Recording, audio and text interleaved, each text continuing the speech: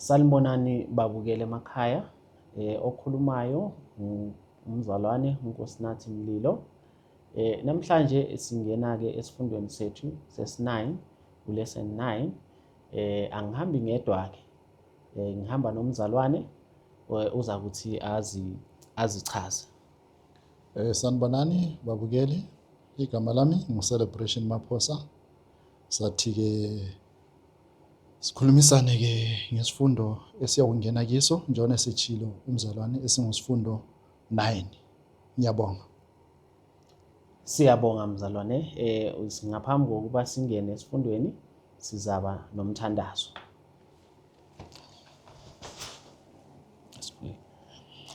Baba wethu mdali wezinto zonke, siyabonga Nkosi ukusinikeza ithuba elifana naleli lapho sizofunda khona ngezwi lakho ukuze sizilungiselele kuyimpi ekhona ezayo, impi esibhekane nayo eyokunqoba uSathane oyisitha. Siyakucela Nkosi, iba nathi uma singena kulesifundo, kuthi konke Nkosi esizawuthi kufunde makusiguqule, bese sicelela nababukele emakhaya, iba nabo uma belalele lesifundo, masithole izindawo ezivundileyo enhlizweni bese zithela izithelo zakomoya, eziluthando, izithelo ezibonisa ukunakekela abanye. Siyakhuleka-ke ngoJesu ophila kuze kube naphakade, esingakushongo uzosigcwalisela wena ngomoya wakho ingcwele. NgoJesu siyakhuleka, amen. Amen.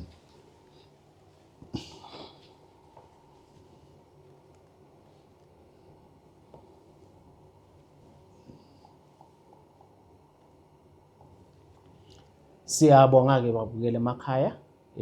Ngaphambi kokuthi sichithe isikhathi siza kuthi singene-ke kulesson yethu eyanamhlanje, ilesson lesson 9, lapho esifunda ngaphansi kwe-heading ethi yona the work and the life, umsebenzi nokuphila. Siphiwe-ke laphana i-memory verse yethu esiyithola encwadini kaJohn, John 1 ivesi lika-12, ifundeka kanje. Ithi lapha, as many as receive him, to them he gave power to become the sons of God, even to them that believe on his name. Amen. Amen. Ivesi liyasivezela lana ukuthi ngaphansi kwesihloko lesi esikhuluma ngaso, sikhuluma ngokusebenza nangempilo. Ivesi liyasivezela lana ukuthi kepha bonke abamukela wabapha amandla, wasebanika nale privilege ukuthi babizwe ngokuthi bangamadodana namadodakazi wayo inkosi, kubo bonke laba bathi bakholelwa enkosini. Mhlambe ngingayiletha kuwe lapha mzalwane ukuthi kuyini wena oku-understandayo ngale introduction yalesifundo sanamhlanje. So esikutholayo ngaphansi kwalesi isihloko esikhuluma ngomsebenzi nempilo. So kuza uqondane ke nalabo asebethe bakholwa kuye. Okusho ukuthi ke mase bamukele yena uKristu, sebeyamukele impilo yabo ayizuba impilo yokuhlala nje, kodwa kulomsebenzi okumele bawufeze ukuze ke umuntu abizwe ngokuthi uyindodana kaNkulunkulu. Uthola leli thuba ngokwamukela unxuso uKristu aluletha kithi, ukubana ke kasiye kuye, sinikele izimpilo zethu kuye. Angeke size sibe ngabantwana bakaNkulunkulu uma sisaziphilela ezethu izimpilo, kodwa uma sesithe samukela uKristu sesisiba ngabantwana bakaNkulunkulu, ngoba usesiphile lelo lungelo ukuthi sibe yini, ngabantu bakhe. So silithola ngokumamukela abe yinkosi nomsindisi wethu uKristu.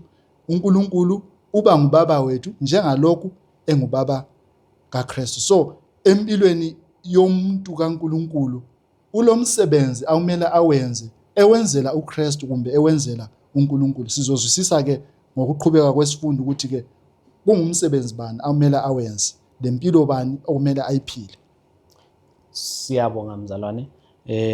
Engathi hayi isingeniso usuvele wasingenisa nje sangena kwacaca, wakubeka nje kwacaca. Sinesicaphuno ke lapha nesisithola ku Step to Christ page 77 esithi sona, the spirit of Christ's self-sacrificing love is the spirit that pervades heaven and is the very essence of its bliss. This is the spirit that Christ's followers will possess the work that they will do.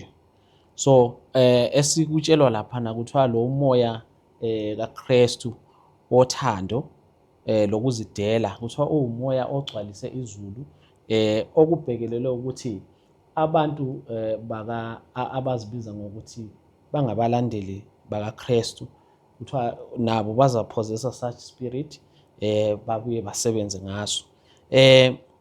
Ngicabanga ukuthi sizadlulela ke ku Sunday, siye ku Sunday laphana ngaphansi kwesihloko esithi sona the light, the life and the light, ukuphila nokukhanya. Sinombuzo wethu laphana ku A, uthi wona, what is ignored by natural heart and with what results? What result? Kuyini okunganakwa yinhliziyo yemvelo futhi kungamuphi umphumela na? Ngizayiletha kuwe lapha mzalwane ukuthi mhlambe ungasichazela khona lapho ukuthi kuyini lokho okungaba imphumela ukuthi inhliziyo yemvelo ingakunaki. Yebo mzalwane, ke ngizothi ngiqale ke ngokuthi ke ngibuza ukuthi iyini inhliziyo yemvelo, bese ngiyawuphendula futhi lo mbuzo. Inhliziyo yemvelo ngumuntu ongenaye uNkulunkulu, ngokubana ngokuwela kwethu esonweni imvelo yethu yahle yaba ngesono, sahle salawulwa ngesono. Njengoba sisazi ukubana isono kuyikuphula umthetho kaNkulunkulu. Masingagijima ngokusheshsha sikhumbule okwenzakalayo mhla uAdam loEva mababe wonela uNkulunkulu. Kuthiwa bacasha lapho besizwa uNkulunkulu enjani? Ezayo. Isono senza umuntu abe yisitha sikaNkulunkulu. So imvelo, inhliziyo yemvelo iyenza umuntu angahambisani noNkulunkulu. So imvelo, inhliziyo yemvelo ayihambisani noNkulunkulu, ayimamukeli uNkulunkulu, ayilalutho lokwenza loNkulunkulu. So ngokwesimoya umuntu onjalo ngumuntu osemnyameni, kungumuntu onjani? Ubala njengomuntu ofileyo. Ngoba umuntu ongabuswa uNkulunkulu, ongabuswa nguKristu, lowo muntu akanako ukukhanya, akanayo impilo. Kodwa ngesikhathi umuntu mayesamukela uKristu, uyamukela impilo njalo uyamukela ukukhanya. So esikutholayo ke lapha ukubana umuntu mayengenaye uKristu ufana lo muntu ofileyo, ufana lo muntu osemnyameni. Ngizothanda ukubana sifunde ke umoya wesiprofeti lapha esiwutholayo ofundeka kanje uthi, God is the source of life and light and joy to the universe, like the rays of light from the sun, like the streams of water bursting from a living spring, blessings flow out from him to all his creatures. So uNkulunkulu ungumthombo wempilo, ungumthombo wokukhanya. Laba sebethe bamukela uNkulunkulu bese bethe bamukela uKristu, bathola le impilo eyimpilo kaNkulunkulu, bathola lokhu ukukhanya okuyikukhanya kukaNkulunkulu. So sithola impilo kuNkulunkulu, sithole ini? Ukukhanya okubuya kuNkulunkulu. Uthi ke, and wherever the life of God is in the hearts of men, it will flow out to others in love and blessing. Ma umuntu esethe wamukela uNkulunkulu, wathola impilo kaNkulunkulu, wathola ukukhanya lokhu uNkulunkulu akunikezayo, kuzompompoza ke enhliziyweni yalowo muntu kuye kwabanye abantu ukuze adonsele abanye abantu kuNkulunkulu bathole ini lokhu kukhanya lale impilo. Ngiyabonga. Siyabonga mzalwane. Ukucacisa kwakho uyibeke ngendlela ecacile okumangalisayo ngoba sithola ukuthi uNkulunkulu uyiyona isource of everything. So uma sixhumane nayo inkosi akukho ilack engaba khona on our side. Siye laphana ku B, u-B sinombuzo laphana esiuphiweyo uthi wona, when the love of Christ is cherished in the heart, what will be seen in the life? Uma uthi lapho uthando lukaKristu lulondolozwa enhlizweni, kuyini okuzobonakala empilweni? Siphiweke laphana u2 Corinthians 2 verse 14. Sazophiwa futhi mhlambe singaqala ngaye u2 Corinthians 2 verse 14 kusiya ku15. So ke lapha ke sikutholayo ke ku2 Corinthians ithi, now thanks be unto God which always causeth us to triumph in Christ and maketh manifest the savour of his knowledge by us in every place, for we are unto God a sweet savour of Christ in them that are saved and in them that perish. So mase sithe saba kuNkulunkulu siba liphunga elimnandi kwabanye abantu esizothi sibanikeze ulwazi lukaKristu ukuze babekwazi ngobani, babekwazi ngoKristu. Ivesi engithanda kakhulu ngu2 Corinthians 5 verse 14 ithi, for the love of Christ constraineth us, because we thus judge that if one died for all, then we're all dead. So ngithanda la mazwi akuqala athi ke uthando lukaKristu luyasiphoqa. So umuntu oselothando lukaKristu akazi ukuhlala anethezeke engazange afune ukubana alubonise abanye abantu. Sifundile ukubana umoya kaKristu wothando lokuzidela yiwo obusa ezulwini, njalo kuyiwo umoya ozothi ube sebantwaneni bakhe uKristu. So esikutholayo yikubana umoya ofanayo kaKristu mawususebantwini bakhe baphoqa abantu bakaNkulunkulu ukuthi benze imisebenzi leyo uKristu kanjani ayenzayo, bazobonakala labo ngokuzidela ngenxa yobuhle babanye abantu, njengalokhu uKristu wasithanda waze wazidela ukuba kanjani asifele. So labo abalandeli bakaKristu bazobonakala ngokuba lo moya kaKristu okuzidela. Ukuzidela khona kuzobonakala ngemisebenzi abazothi bayiyenze, imisebenzi emihle. Ngiyabonga. Siyabonga mzalwane. Isicaphune esiphiweyo laphana ku Step to Christ page 78 kukhona nje engithanda ukuhighlighta lapho kuthiwa, those who are partakers of the grace of Christ will be ready to make sacrifice that others for whom he died may share heavenly light. So siyatshelwa ke ukuthi labo ke abazaba ngama-partakers babazasebenzisana noKristu kuthiwa bazaba ngabantu abaready ukwenza ukwenza a sacrifice, ukuzidela ukuze labo abanye abantu uKristu abafela nabo bathole ini, bathole this heavenly gift okungumbuso kaNkulunkulu. Kuthiwa ke sibuye saphiwa the example kaPhilip, the apostle Philip, ukuthi uPhilip, like Philip, when he found the Savior, we shall invite others into his presence. Sithola ukuthi uPhilip uma ethola ngoKristu wa-invite ubani, umfowabo kwa-invite abanye ukuthi mabaze nabo kubani ku-presence kaKristu. So nathi-ke sinomsebenzi onjengalowo ukuthi ivangeli singayigodleli lona libe ngelethu. Ivangeli masilihambise endaweni zonke, bonke abantu bathole usindiso. Siye laphana ku-B. Sinombuzo lapha ku-B.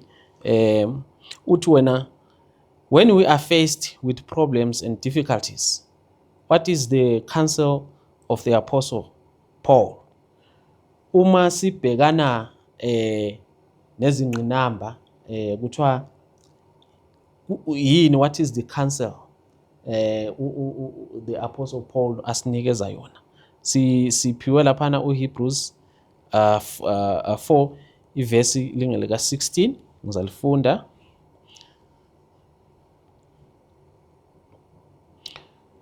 Uthi umpostoli Paul, let us therefore come boldly unto the throne of grace, what we may obtain mercy and find grace to help in time of need. Umpostoli Paul uyasi-encourage ke laphana, uyasikhuthaza ukuthi masize enkosini, size ngale boldness, singesabi, size nje ngokukhululeka. Uthi masize enkosini,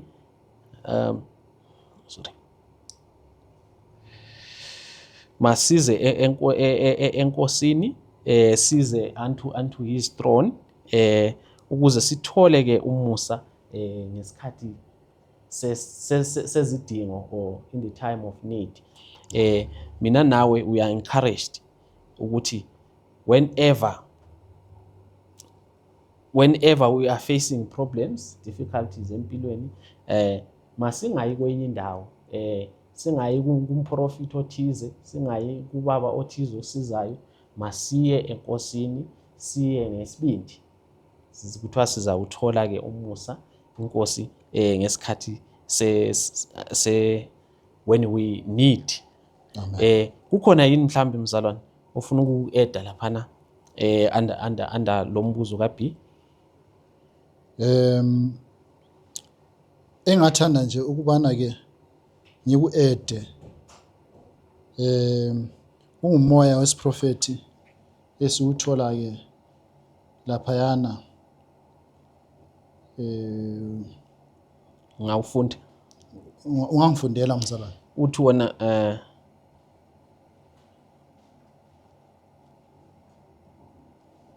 uthi wena, just know Jesus knows the needs of his children and he loves to listen to their prayers. Let the children shut out the world and everything that would attract the thoughts from God. Amen. Ngizocela ukubamba lapho ke, yiwe bengufuna ke lo moya wesiprofeti. Sitshelwa ke ngoKristu ukubana ke izidingo zethu singabantu uyazazi. Into yokuqala kumele sikhumbule ukubana la uKristu uphilile enyameni, ephila kuwona umhlaba. Wakwazi ukuthi umuntu izidingo zakhe ziyini, izinkinga ahlangabezana lazo ziyini. So ukwazi kangcono kunathi. Ngakho ke uthi uyathokoza ukubana njani, uyathanda ukubana alalele imithandazo yethu. So ngaso sonke isikhathi lapho sihlangabezana lezi nkinga, uma sisiya kuye uKristu, sisiyamcela amandla ukubana sinqobe lezo zinkinga siphakathi kwazo, uyayithokozela ini imithandazo enjalo, ngoba uyakuthokozela ukuthi siye kuye, siyomtshela, siyocela, siyokhala kuye. So umsebenzi ke esinawo singabantu bakaNkulunkulu njengalapha ibhalile ukuthi ke let the children shut out the world and everything that would attract the thoughts from God. So umsebenzi esilawo kasinqabele lezo zinto ezizosusa imiqondo yethu kuNkulunkulu, okuyizinto zomhlaba ezizoyenza ukubana ke sigcine ubudlelwano bethu loKristu bungasahambi kahle. Ngakho ke uma ke sizinqabela lezo zinto, ubudlelwano bethu noKristu buzoba ubudlelwano obuqhubekayo, ubudlelwane obuhle, ngoba injongo yezinto zomhlaba kuyikubana zisuse izinhliziyo zethu kuKristu, zisuse izingqondo zethu kubani? Kuye uKristu. Ngiyabonga mzalwane. Siyabonga mzalwane. Sigijime siye lapha kusisi nombuzo futhi uthi yona, once we become child of God, what do we owe to others? Uthi lapho siphenduka sisiba ngabantwana bakaNkulunkulu, kuyini esikukweleta abanye na? Siphiwe uRomans 1 verse 14. Ngizocela kuyifunda ke mzalwane ukuphendula ke umbuzo. Ngizophendula ngayo ke le ivesi. Uthi, I am a debtor both to the Greeks and to the barbarians, both to the wise and to the unwise. So as much as is in me, I am ready to preach the gospel to you that are at Rome also. So into okumele siqale sizwisise ukubana ngubani obhala le ivesi. Obhala le ivesi umpostoli uPaul. Uyibhala eseyinceku kaNkulunkulu esezizwisile ukubana uKristu ufunani. uKristu uthe hambani ezizweni zonke lichumayele, libenze abantu babe yini? Babe ngabafundi bami, libafundise lokho engilifundise khona. So uyasho ke lapha uPaul uthi ke isikolo engilaso kuma Greeks la kuma barbarian kuyikubana ngiyechumayela ivangeli. So umuntu wonke osethe wamukela uKristu njengenkosi nomsindisi, isikolo asale laso kuyikubana ke kayechumayela kumbe kayovangela kwabanye abantu abangakalitholi ini leli ivangeli. So umsebenzi esinawo njengoba ngishilo ukubana ke ngaphansi kwesihloko esithi umsebenzi lempilo, kulomsebenzi okumele siwenze. Umsebenzi okumele siwenze kuyikuthatha leli ivangeli kumbe lolu ulwazi lukaKristu siluhambise kulabo abanjani? Abangakalutholi, ukuze labo banjani? Baluthole, bamamukele uKristu njengenkosi ke nomsindisi. Ngizocela ke ukufunda ke umoya wesiprofeti ongaphansi ke laphana. Uthi, it what sense was Paul debtor both to the Jew and to the Greek? To him he had been given the commission as it is given to every disciple of Christ. Go ye therefore and teach all nations, baptizing them in the name of the Father and the Son and of the Holy Spirit. Njengalokho sengishile ke umsebenzi esilawo yikubana sihambe siyochumayela, sibabhaphathize abantu bakaNkulunkulu mase bethe bamukela uKristu njengenkosi nomsindisi wabo, sebezwisisile ngani? Ngaleli ivangeli. Ngiyabonga mzalwane. Siyabonga mzalwane. Sithola laphana ukuthi umpostoli Paul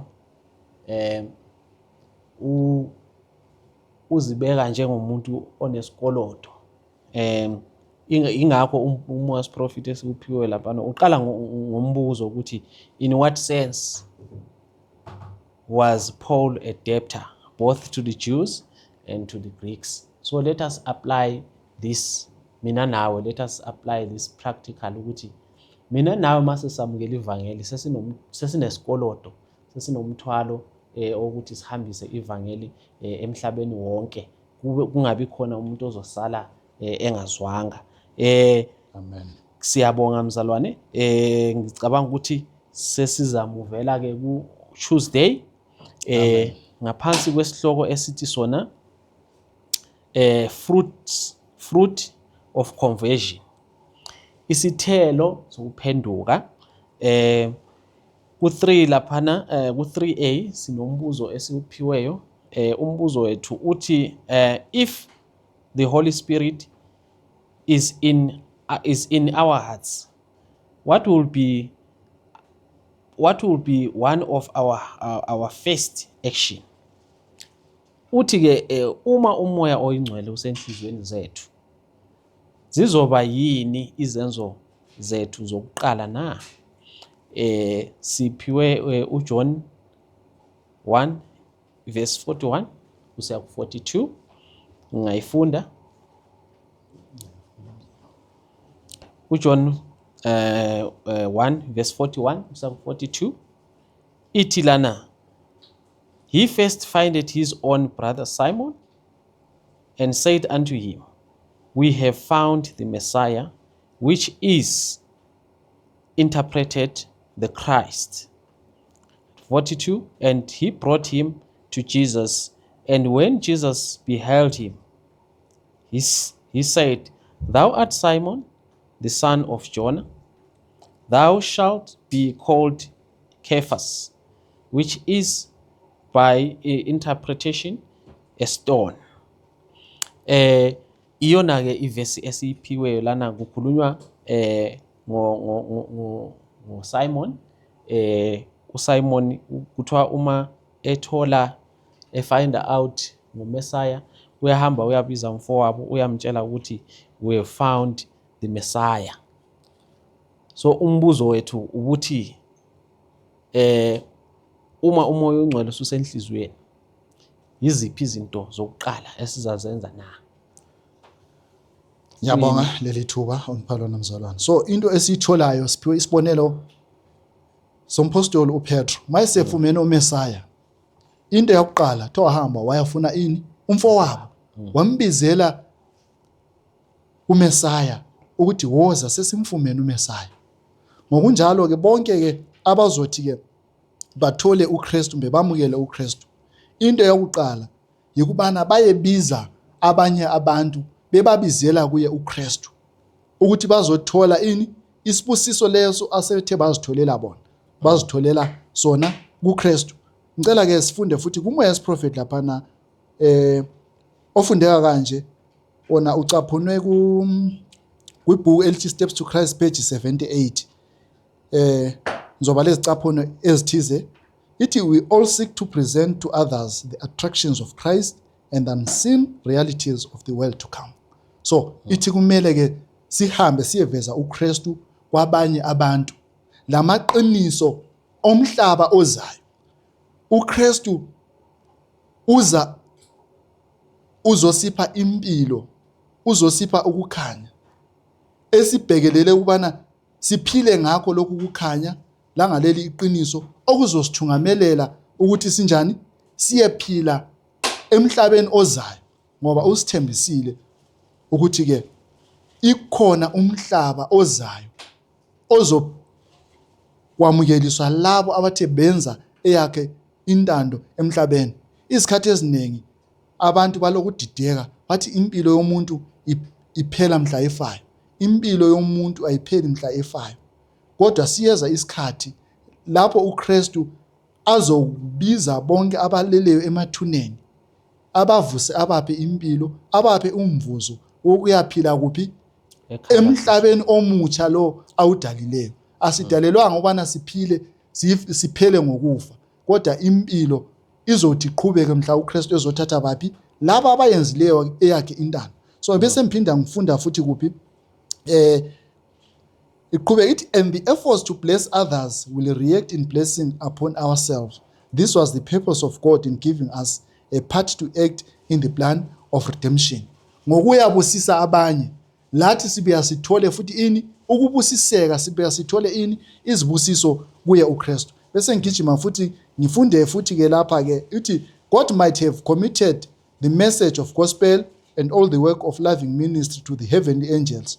He might have employed other means of accomplishing his purpose, but in his infinite love, he chose to make us co-workers with himself, with Christ and the angels, that we might share a blessing, the joy, the spiritual uplifting, which result from the unselfish ministry. Ithi ke uNkulunkulu wayengathumela izingilosi kumbe asebenzise ezinye izindlela ukufeza lo umsebenzi okuchumayelwa kwevangeli ebantwini abangenayo uKristu. Ithi kodwa wakhetha ukubana asebenzise thina ukuze sibe ngabahlanganela entokozweni yokuhambisa lo umsebenzi. Silathi ekwenzeni kanjalo sithola ukuphakamiseka esimoyeni. Njalo into esiyifundayo ikwelatshwa kobumina, ngoba ma ususenza umsebenzi ogoqela omunye umuntu, ususa ingqondo kuwe uyifaka komunye umuntu, ufunda ukwenzela ini? Omunye umuntu okuhle. So kusisiza ke ekuthini sikhule esimoyeni, sikhule empilweni yethu ukuze sikwazi ukunakekela abanye abantu njengalokhu uKristu angazibhekanga yena, wabheka ini? Abanye abantu, wafunda ukuzidela. Ngokunjalo ke lathi sizothola ithuba lokufunda ukuzidela, ukusebenza ngomoya kaKristu. Ngiyabonga mzalwane. Siyabonga mzalwane. What a privilege mina nawe mbukeli lapha emakhaya esiphiwa inkosi lapho esiyakuthi sisebenzele abanye nathi at the same time sisebenzela ethi imphefumulo. Kuthiwa inkosi beyingasebenzisa noma yini, even the stones, ukuthi zihambise ivangeli kumbe izingilosi, kodwa ikhethe mina nawe ukuthi sithathe lo msebenzi siwuse phambili. Ngaphandle kokuchitha isikhathi siyaqhubeka siye ku section yethu question yethu B efundeka kanje. What example of Christ should guide us in our relationships with relatives and neighbors? Yisiphi isibonelo sikaKristu okufanele siqondise ubudlelwane bethu nezihlobo kanye nabomakhelwane na? Siphiwe laphana uGalatians 9 ivesi nga-10, ngingayifunda noJohn 9 ivesi nga-4. Ngizoqala ngoGalatians. Ithi yona, let us not be weary in well doing, for in due season we shall reap if we faint not. As we have therefore opportunity, let us do good unto all men, especially unto them who are of the households of faith. John 9 laphana ivesi nga-4 ithi, I must work the works of him that sent me while it is day. The night cometh when no man can work. Kuyini mzalwane ongasipha khona lapha nokutholayo mayelana maqondana nalombuzo othi wona isiphi isibonelo okufanele siqondise ubudlelwane bethu nabomakhelwane? Amen. So siphendula ke ngevesi lana esiphiwe ukuthi singakhathali ngokwenza okuhle. Uma sithe senza okuhle singakhathali, ithi ekugcineni siza kuvuna. So asike sibheke impilo kaKristu esemhlabeni. Impilo bani uKristu ayiphilayo? uKristu waphila impilo yokuzidela, esenzela abanye okuhle. Yena wayengenaso isidingo sezinto esilazo thina, kodwa wazidela kanjani? Noma wayelazi izidingo kodwa wakhetha ukuba kanjani akwenzele abanye. Sithola eselapha abagulayo, sithola abalambileyo ebenikeza ukudla, sithola abalemimoya bencindezelwe yimimoya ubenzela ini okuhle. So okokuqala vele okwaletha uKristu la kuluthando. Wazidela ukuba kanjani azobonisa uthando lukaNkulunkulu kithi esenza imisebenzi emihle. Ngakho ke lathi siyakhuthazwa ukubana kasifane naye uKristu, sibe ngabantu esizokwazi ukwenzela abanye abantu okuhle. Uma sesikuKristu, umoya kaKristu okuzidela, othando, uzobusa ezimpilweni zethu. Sizokwazi ukuthi senzele ini abanye okuhle. Asike sifunde ke umoya wesiprofeti lapha. Uthi if you will go to work as Christ desires that his disciples shall, and win souls for him, you will feel the need of deeper experience and greater knowledge in divine things, and will hunger and thirst after righteousness. You will plead with God, and your faith will be strengthened, and your soul will drink deeper draught at the well of salvation. So ithi ke lapho masithe sasebenza ngendlela uKristu adinga ukubana sisebenze ngayo, sizoba lamava ajulileyo ezintweni eziyingcwele. So masisenza imisebenzi emihle okuzidela, lathi esimoyeni sethu sikhula esimilweni sikaKristu. Ngoba masiqala uhamba loKristu, izinga lethu liyabe lisasephansi, kodwa masilokho esiqhubeka sihamba loKristu, sisenza imisebenzi kaKristu, siyasikhula, isimilo sethu siyasiguquka, sifana lesikabani? LesikaKristu. Siyakhula ekwazini kangcono uKristu, siyakhula esimilweni sethu ekwazini intando kaNkulunkulu, ukwazi kangcono izinto eziyingcwele. So umsebenzi lowo esiwuphiweyo siphele ubana siwenze, sisiza abanye, at the same time lathi usisiza ngenxa yokubana siyakhula esimilweni sikaKristu, silokhu sinjani, sifana naye uKristu, sisiza abanye lathi sizisiza. Ngiyabonga. Siyabonga mzalwane, impendulo yakho osinika yona, siyanxuswa kakhulu ukuthi mina nawe kasisebenzele, kuthiwa singanaki ukusingasebenzi ngoba sibhekele inzuzo esizoyithola, uthi ngesikhathi esifanele we shall reap lokho ebesikutshala. In due season siza kuthi samukeliswe imvuzo yethu yokusebenza imisebenzi emihle. Sizaqhubeka-ke siye ku-Wednesday ngaphansi kwesihloko esithi sona unselfish work, umsebenzi wokuzidela. Ku-4A laphana siphiwe umbuzo esiwuthola, yes, ku-4A uthena, name one great danger for us as members of the church today. Yiphi ingozi, yisho ingozi eyodwa enkulu kithina njengamalunga ebandla namhlanje. Siphiwe incwadi kaMalakhi, Malachi 3 verse ka-8 kusiya ku-10. Ngizayifunda. Ithi yona, will a man rob God? Yet ye have robbed me. But ye say, wherein have we robbed thee? In tithes and offerings. Verse 9, ye are cursed with curse, for ye have robbed me, even this whole nation.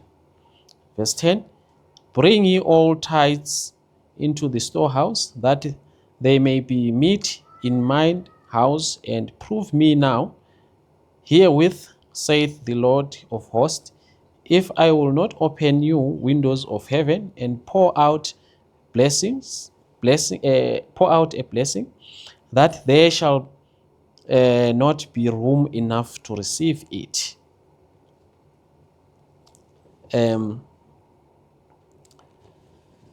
uMalachi laphana ukhuluma ngokuthi siyagodla izishumi, uthi ngokwenze njalo we have robbed God.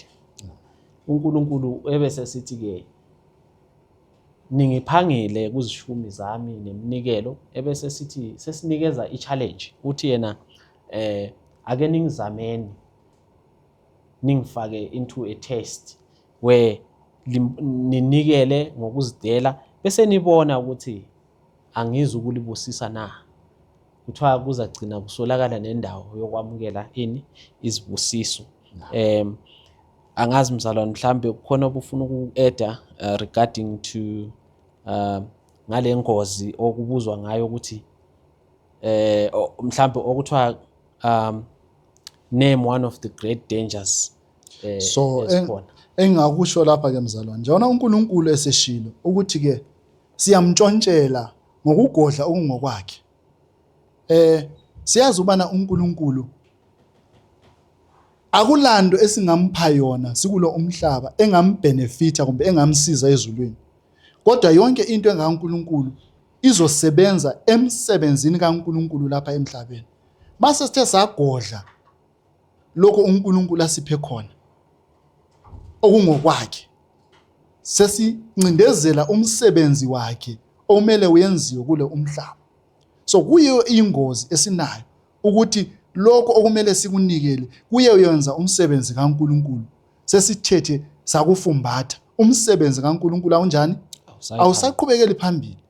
Ngakho ke mase sincindezela umsebenzi kaNkulunkulu phambili ngokugodla lokho okungokwakhe, akusekho sibusiso sizosithola, sesizitholela ini, isiqalekiso kuye uNkulunkulu. Asesifunde lapha ke sizwe uthi umoya wesiprofeti uthini, uthi at present greatest danger is in their accumulation, or it at present Sabbath keeping Adventists, greatest danger is in their accumulations of property. Some are continually increasing their cares and labor. They are overcharged. The result is God and the ones of his cause are nearly forgotten by them. They are spiritually dead. Asike sibuyele emuva, sike sikhumbule amazwi akhulunywa nguKristu.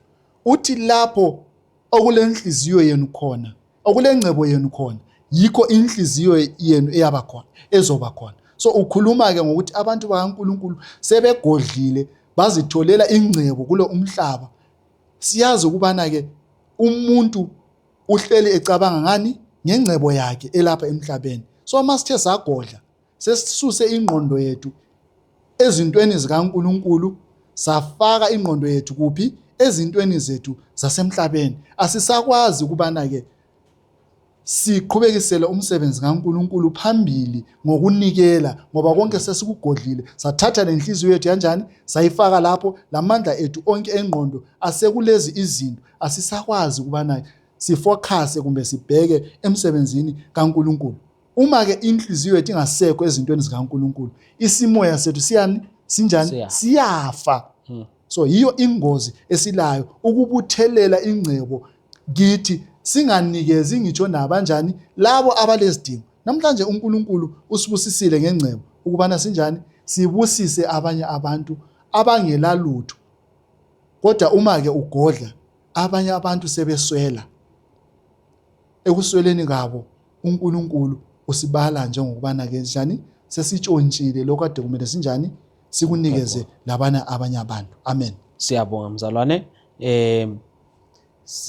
Siyakhuthazwa ke ukuthi masiletheni okweshumi, masiletheni iminikelo, masabeleni futhi abampofu, singa spendi isikhathi sethu sizama uku-accumulate ama properties and zonke lezo zinto ezizakwenza ukuthi inhliziyo yethu igcine isuka kuNkulunkulu ibisibheka kungcebo esinayo. Siye laphana ku B, sinombuzo nje laphana ku B othi yena, what Christian virtues help believers develop in grace and knowledge of the Lord? Yiphi izimfanelo ezinhle zobuKristu ezisiza amakholwa akhule emseni nasezulwini lenkosi uJesu Kristu na? Siphiwe ke ivesi laphana 1 Peter 4 verse 8 kusiya ku10, saphiwa laphana no Hebrews 13 verse 2. Ngizafunda lapho Hebrews uthi, but not forgetful to entertain strangers, for thereby some have entertained angels. Ngiyayithanda ke leyo verse engiqeda kuyifunda. Ithi ke isibisela back to Old Testament. Uthi yena ngokuthi si-entertain izihambe, uthi omunye wa-entertainer ini izingilosi. Ngubani lona? Sifunda ke ukuthi is the father of faith ongu-Abraham, owathi engazi ngoba engumuntu ohlala ecabangela kumbe efaka omunye umuntu before yena, wamukela izivakashi ezasidlula, at the end of the day only wathola ukuthi wamukele uKristu. So mina nawe singabi ngabantu abachuzi abakhethayo ukuthi si-associate nalabo kumbe labo abanengcebo kumbe elingana neyethu kumbe labo esibaziyo. Masi entertain wonke umuntu, ikakhulukazi strangers ezidinga usizo, ngoba kungenzeka ukuthi loyo muntu uthunyelwe inkosi kuwena bese umphatha ngenye indlela, kanti ngaleso sikhathi lowo muntu ehamba kuwe uhamba nesibusiso sakho. Kukhona mhlawumbe ubufuna uku-add mzalwane okuncane singakayi laphana kusi? Ya, ngiyabonga mzalwane. So njengoba usutshilo ukubana ke wamukela izingilosi, engazi ukuthi izingilosi kuye kwakuyikwenza umusa emuntwini, kanti useyenze kuphi? Kuyizingilosi. Ngibuye ngithande futhi amazwi akho ukuthi kasingakhethi ukuthi sikwenza kubo bani. So indaba yokwamukela, uthando lokwamukela abantu.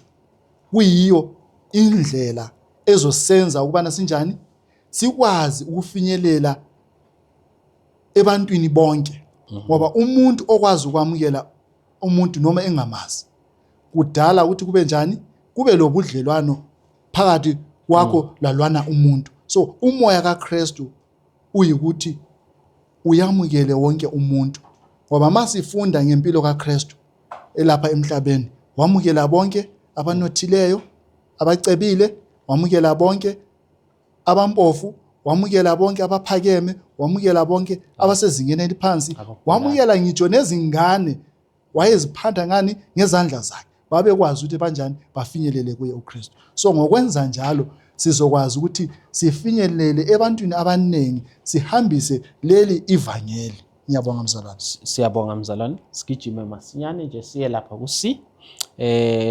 Ku-C sinombuzo laphana omncane nje uthi, what need must be filled by believers today? Yisiphi isidingo okufanele sigcwaliswe ngamakholwa namhlanje? 2 Corinthians 10 verse 16. Bezocela ukuyifunda mzalwane. Okay, ifunde. Uthi, to preach the gospel in the regions beyond you and not to boast in another man's line of things made ready to our hand. So ihle isibekele obala ngokucacile ukuthi umsebenzi esilawo namhlanje uyikubana kasiyoshumayela ini ivangeli, njengalokhu sifunda ngaphansi kwesihloko esithi umsebenzi lempilo. Umsebenzi esilawo singabalandeli bakaKristu kuyikuhambisa leli ivangeli, okuyikuhambisa izindaba ezinhle zombuso kaNkulunkulu kwabanye abantu. Kumele sibe ngabantu esikhutheleyo ukuyafakazela abanye abantu, njengalokhu sitsheliwe ngoSimon uPetro, wathi esethola uMesaya wahamba wayafuna umfowabo. Lami-ke namhlanje lawe simfumene uKristu, umsebenzi esilawo ukubana siyefuna abanye abantu sibalethe kuye uKristu. Ngicela ke ukufunda kumoya wesiprofethi laphana, ngizoqalela phakathi angizukuqalela phezulu. Uthi they should feel a love for soul, a burden of labor for them, and should make it a study how to bring them into the truth. So umsebenzi umthwalo esilawo namhlanje uyikubana kasifune izindlela zokufinyelela abanye abantu, ukuthi singafinyelela kanjani kibo, sibanike leli iqiniso lokhu ukukhanya esikuphiwe nguKristu, ukuze banjani babuye ekusindisweni. Kuyini okwenzakalayo mzalwane uma umuntu engasindiswanga? Siyazi ukubana kuyikulahlwa okungunaphakade. So masithe sathola iqiniso nokukhanya ukuthi ke kasikuhambise kwabanye abantu, thina sahlala phansi sagoqa izandla zethu sangabatsheli ngengozi ababhekane nayo, siba necala lokuthi eminye imphefumulo sithe yalahleka ekanti ekade sizoyisindisa ithole ini, ukuphepha engozini, ithole impilo. Ngiyabonga mzalwane. Siyabonga mzalwane. Asesingena ke ku last part yethu, lapho singena ku Thursday, Thursday 5, ngaphansi kwe topic kwe heading ethi yona faithful representatives, abameli kumbe abakhulumeli abathembekile. Sinombuzo lapha ngaphansi ka 5A, uthi yena kuyini okulindeleke kubo bonke abaphathiswe ivangeli lika Nkulunkulu. Sorry, ithi ngifunde ngesilungu. Ithi yena, what is expected of all those entrusted with gospel and special workers? Siphiwe laphana of 1 Corinthians 4 verse 1, Revelation 2 verse 10, Corinthians 4 verse 1. For I know nothing by myself, yet I am not hereby justified. But he that judgeth me is the Lord. Is it 1 to 2? Okay. Moreover, it is required in stewards that a man be found faithful. Revelation 2 verse 10. For no one of those things which thou shalt suffer, behold, the devil shall cast some of you into prison, that ye may be tried, and shall have tribulation 10 days. Be thou faithful unto death, and I will give thee a crown of life. Amen. Amen. Kuyini mzalwane ongasipha khona laphana in terms of ukuthi yini elindelwe kumuntu ongumKristu kumbe kuloyo ivangeli elinikezwe kuyena ngokwamavesi laphana. Alright ke mzalwane, ike esikutholayo ke lapha ke ukhuluma ngokuba faithful, ukukholeka kumbe ukuthembeka kulo umsebenzi umuntu awunikeziweyo. Asike sigijime kancane, sike siyibheke futhi impilo kaKristu esemhlabeni. Simthola ehlangabezana le opposition, impikiswano uSathane emelana la ngendlela eziningi. Asikhumbule futhi wayesenkangala ezilile, uSathane wayemlinga, kodwa akazange anikezele kuyizilingo zikaSathane kumbe kuma suggestions zikaSathane.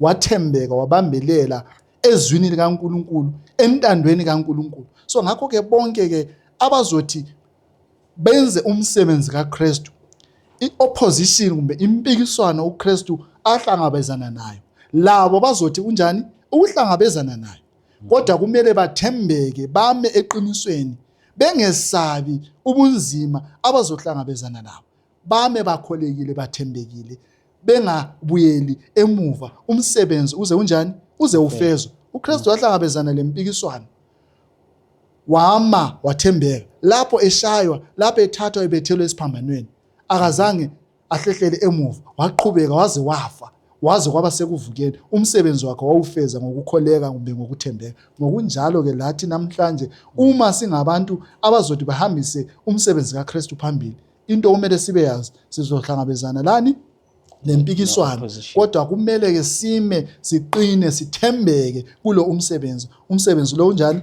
uze ufezwe. Bese ngicela ke ukufunda ke laphana ke umoya wesiprophet ngizothi ukuqalela phakathi futhi uthi, faithfully are they to warn their fellow men of the sure result of transgression, and faithfully are they to safeguard the interest of the church.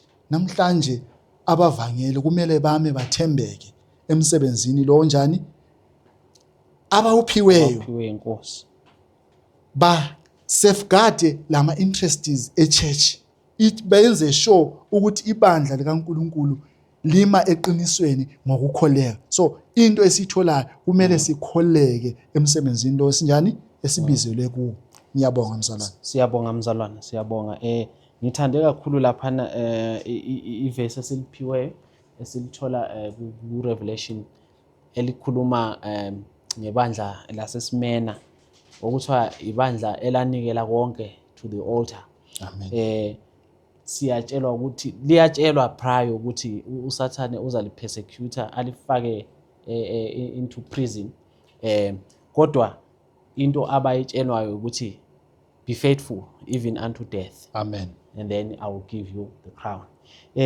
Sigijimeke siye ku B. Uthi yena sinombuzo laphana, uthi what example did Daniel set for today's youth? Daniel 1 verse 8. Ngicela ungifundele yona mzalwane. But Daniel purposed in his heart that he would not defile himself with the portion of the king's meat, nor with the wine which he drank. Therefore he requested of the prince of the eunuchs that he might not defile himself. No, not Daniel 1 verse 15. And at the end of the 10 days, their countenances appeared fairer and fatter in flesh than all the children which did eat the portion of the king's meat. Amen. Amen. Siyabonga ke silethelwa ke lana a very good example, especially kubantu abasha. Sithola ukuthi these young men ababe ku exile bengabantu ababethunjiwe basetha i-example enhle kakhulu lapho mababe invitewe into the palace ukuthi mabadle ukudla okudliwa inkosi but ukudla lokho esithi thina engakubeka nje ngithi kungama junk food ngoba ukudla okunganayo impilo. Usetha ke i-example ukuthi no thina sizadla imfino sidle the vegetables just for 10 days. Kuthiwa for 10 days babonakala bebahle bedlula labo akade besidla in the king's table. So umbuzo lapha ubuzile ukuthi i-example bani uDaniel ayisethayo to our youth today. So isibonelo uDaniel asinikayo siyazi ukubana sibekelwe indlela okumele siphile ngayo, indlela okumele sidle ngayo. So uma ke sibuyela kwisitsho sesilungu ithi you are what you eat. Ithi ke lokho okudlayo yikho okwenza ube yiloko njani oyikho khona. So uDaniel babefundisiwe indlela eqondileyo ukubana badle kanjani. Ekudleni kwabo lokho ababekudla babezoba lemizimba ephilileyo, babe lengqondo ezihlambulukileyo kumbe ezihluzekileyo ezicabanga kahle ukuze bayenzele uNkulunkulu umsebenzi oqondileyo. Bakwala ukudla lokhu okwakuzokuthi kuthundubeze ubukhali bezingqondo zabo, kuyenze lemizimba yabo ibe ngephilileyo kahle. So ubacela ukubana ke sifuna ukudla lokho okuzosenza sibe ngabantu abanjani abaphila kahle. Noma wayengaphansi kwencindezi engothunjiwe njengona usutshilo, wakwazi ukuthi azicelele ukumela inkolo yakhe leyo eyizomenza ukubana aqhubeke elobudlelwano obuhle loNkulunkulu. So siphiwa isibonelo esokumela inkolo yethu, eyokumela indlela okumele siphile ngayo, kungakhathalekile ukubana ke sikuyiphi indawo ngasiphi isikhathi. Ngoba soze sihlale silapho i-environment esifevayo ukuthi siphile ngani ngendlela esithanda ukuphila ngayo. Sizozithola singaphansi kwencindezi kwezinye izikhathi. Ngalezo zikhathi ikho lapho ke lathi kumele sinjani simele iqiniso khona, sivezele abantu kumbe umhlaba ukuthi indlela yokudla kuyile, indlela yokuphila kuyile. Ngiyabonga mzalwane.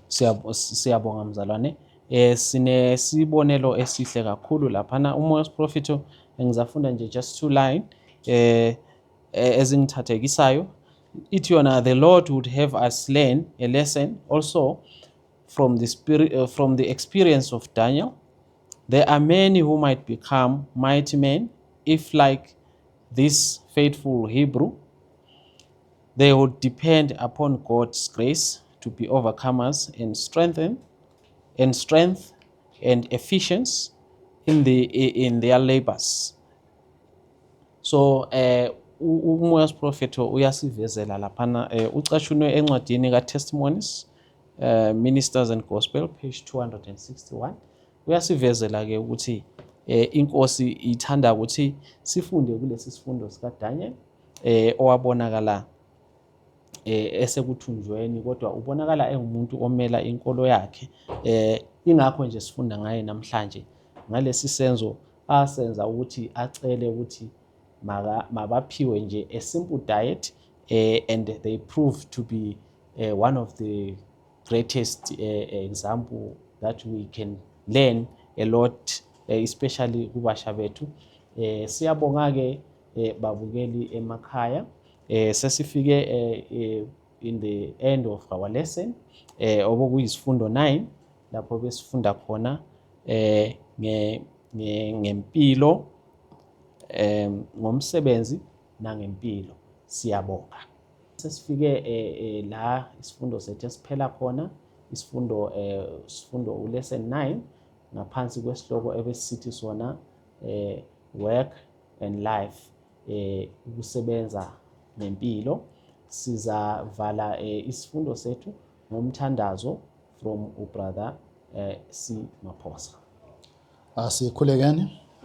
Baba oyingcwele osekhaya ezulwini, siyabonga umusa nothando lwakho osenzele lona ukuthi siphiwe ithuba lokuba ngabantu abakho, ngoba usinxusile wasamukela ngakuwe. Usipha impilo, usipha ukukhanya, usigcwalisa ngothando lwakho ukubana sifeze umsebenzi osiphe wona. Cela usiphe amandla okuqhubeka siqhubekela phambili ngokwenza lo umsebenzi osiphe wona, singahlehleli emuva, ngoba uthe ekugcineni ukhona umvuzo. Usitshelile ukubana asithembeke kulo umsebenzi.